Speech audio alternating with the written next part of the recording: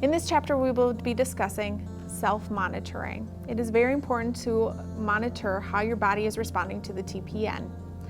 In doing this chapter, we will discuss what you should monitor for, some early signs and symptoms, and some actions to take to avoid problems.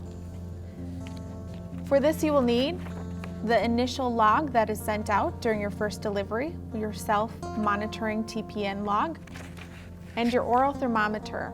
So the first thing you want to monitor is your site of your catheter. You always want to make sure that you are monitoring for any redness, swelling, or drainage at the insertion site. If you notice any of these, that could indicate infection. If you do have any of these symptoms, please call Fairview Home Infusion. The second thing we want to monitor, like we've discussed in other chapters, is your oral temperature. You are going to do this right before you start your TPN infusion and 1 hour after starting your TPN infusion.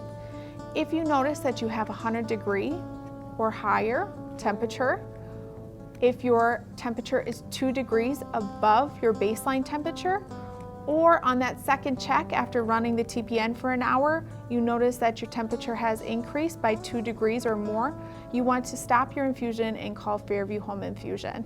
You may also be asked to monitor your blood glucose or your blood sugar. This is done at the discretion of your provider or your physician. To do this, you will be instructed by the nurse who comes to your home on how to specifically do this. Just note that if you have any lightheaded, dizziness, nausea, thirst, any of those symptoms that are abnormal, and you do have a glucometer or a blood glucose checker in your home, check your blood sugar and call Fairview Home Infusion. A couple other things that we monitor on a daily basis is your weight. You want to monitor your weight the same time of day, wearing the same amount of clothing.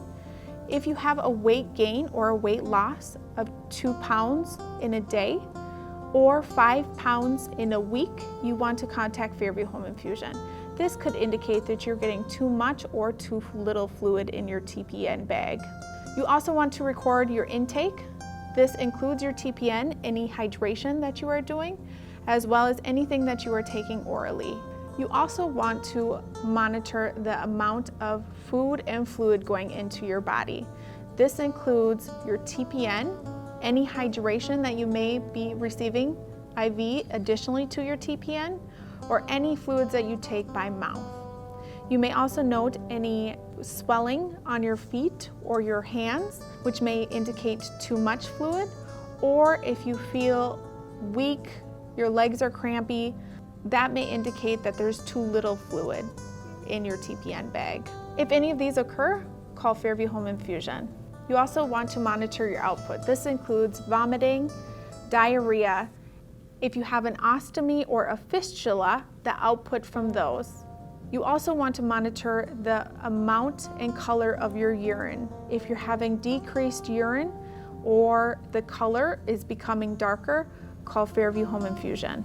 In addition, if you have any abnormal symptoms or symptoms that are getting worse, such as pain, easy bruising or bleeding, shortness of breath, anything that is abnormal, call Fairview Home Infusion to discuss.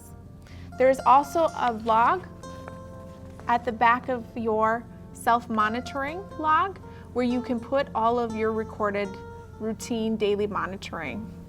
For management of your TPN, it is not uncommon for your nurse to draw weekly labs. This will be discussed with you in the plan of care with your nurse.